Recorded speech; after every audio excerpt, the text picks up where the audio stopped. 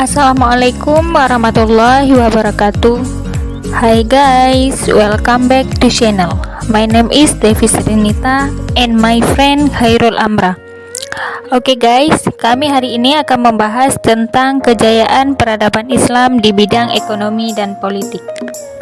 Baik, salah satu bidang kehidupan manusia yang terpenting adalah ekonomi. Ekonomi mengatur kegiatan manusia yang berhubungan dengan produksi, distribusi, dan konsumsi barang dan jasa yang dibutuhkan dalam hidup. Untuk membangkitkan kekuatan ekonomi umat Islam, tidak ada kata lain kecuali umat Islam harus bersatu dan menggalang kekuatan secara berjamaah. Tidak akan maju umat ini jika masih berkutat pada perselisihan, merasa benar sendiri, dan mudah menyalahkan orang lain. Peradaban Islam dalam dunia modern di abad milenial ini mulai menunjukkan geliat kemajuan menyusul peradaban Eropa yang masih di depan jauh. Selanjutnya, peradaban Islam pada masa Rasulullah. Peradaban Islam pada masa Rasulullah dibagi menjadi dua fase, yaitu fase Mekah dan fase Madinah. Satu, fase Mekah. Turunnya wahyu pertama pada tahun 610 menjadi tanda mulainya peradaban Islam di Mekah, yaitu ketika Rasulullah berdiam di Gua Hira yang ia datangi berkali-kali. Wahyu pertama tersebut adalah surat Al-Alaq ayat 1-5. Khadijah, istrinya, adalah orang yang pertama yang mendengarkan kenabian dan mempercayainya, yang dapat dikatakan langsung memeluk Islam sekembali Muhammad dari gua. Setelah 3 tahun Rasulullah melakukan dakwah sembunyi-sembunyi, turunlah surat Al-Hijr ayat 94 sebagai perintah kepada Rasulullah untuk menyampaikan berdakwah secara terang-terangan. Ajakan ini menimbulkan reaksi penentangan dari kaum Quraisy terhadap Rasulullah. Meskipun demikian, jumlah pengikut Rasulullah semakin bertambah. 2. Fase Madinah.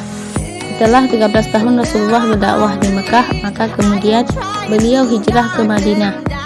Di Madinah, kaum muslim tidak lagi bertindas dan terpinggirkan. Di sini kaum muslim akan mengubah Madinah menjadi suatu peradaban yang maju dengan serangkaian tatanan politik, sosial, ekonomi Rasulullah yang menginspirasinya.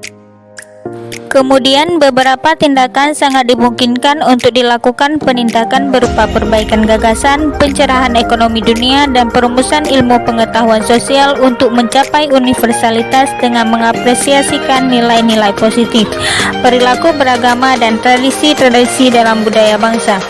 Setiap perumusan kebijakan ekonomi tanpa harus memotong kepentingan yang lebih bernilai dari wilayah yang luas.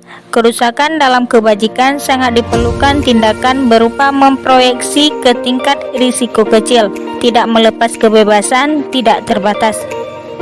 Kompleksitas perekonomian modern dan kehidupan modern pada umumnya telah menyebabkan banyak situasi yang tercakup oleh fisik.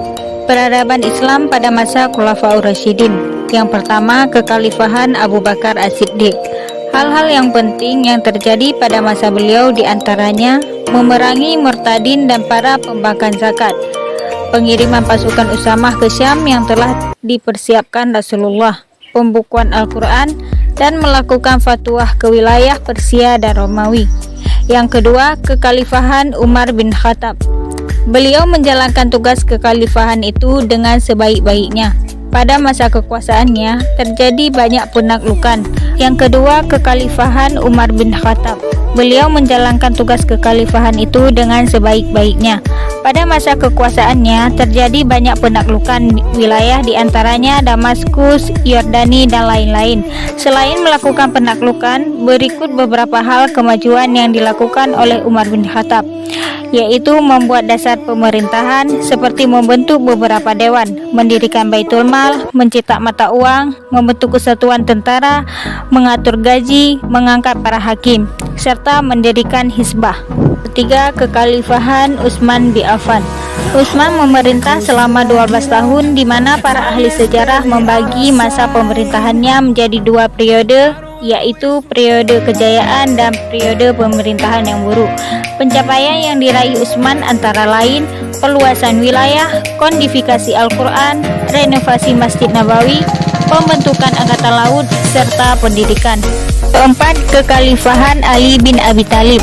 kebijakan pada kepemimpinan Ali yaitu mengambil kembali semua tanah dan hibah yang pernah dibagikan Utsman kepada kerabatnya ke dalam kepemilikan negara, menurunkan gubernur yang diangkat oleh Utsman, serta memindahkan ibu kota Islam dari Madinah ke Kufah. Kesimpulan, dari uraian di atas dapat diambil kesimpulan bahwa kondisi sosial, politik, ekonomi, dan budaya berpengaruh terhadap pertumbuhan dan perkembangan pendidikan, dan kejayaan tersebut baru dapat dicapai pada masa ke masa. Perubahan tersebut terjadi secara tahap bertahap. Sekian presentasi dari kelompok kami. Thank you for your attention. Wassalamualaikum warahmatullahi wabarakatuh.